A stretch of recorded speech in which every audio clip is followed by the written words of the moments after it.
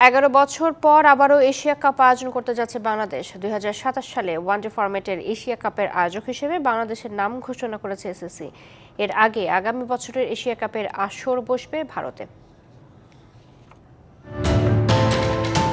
2016 সালের পর ষষ্ঠবারের মতো এশিয়া কাপের আয়োজক হতে যাচ্ছে বাংলাদেশ।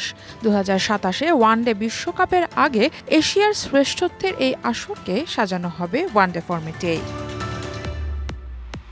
সবশেষ এশিয়া কাপের আসর বসে গত বছর ওয়ানডে বিশ্বকাপের আগে। পাকিস্তান আর শ্রীলঙ্কার যৌথ আয়োজনে হয়েছিল সেবারের এশিয়া কাপ। 2 বছরের বিরতিতে 2026 সালের টি-20 বিশ্বকাপকে সামনে রেখে আবারও 2025-এ ফিরবে এশিয়ান ক্রিকেটের শ্রেষ্ঠত্বের লড়াই। ভারতের হোস্টিংয়ে এই টুর্নামেন্টের ফরম্যাটটা হবে সংক্ষিপ্ত সংস্করণের।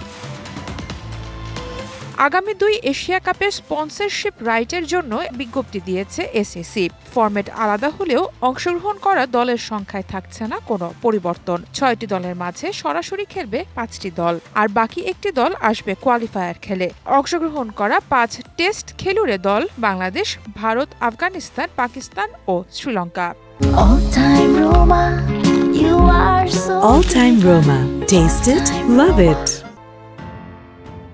1988 সালে প্রথমবারের মতো এশিয়া কাপের আসর বসে বাংলাদেশে। এক যুগের বিরতি দিয়ে 2000 সালে দ্বিতীয়বারের মতো এশিয়া কাপ আয়োজন করে বিসিবি। এরপর 2012, 2014 আর সবশেষ 2016 সালে এশিয়া কাপ আয়োজন করে বাংলাদেশ। এর মাঝে 2012 এবং 2016 আসরে ফাইনাল খেলেছিল টাইগাররা। যদিও 2012 সালে পাকিস্তান আর 2016 সালে ভারতের কাছে হেরে শিরোপা হাতছাড়া হয় বাংলাদেশের।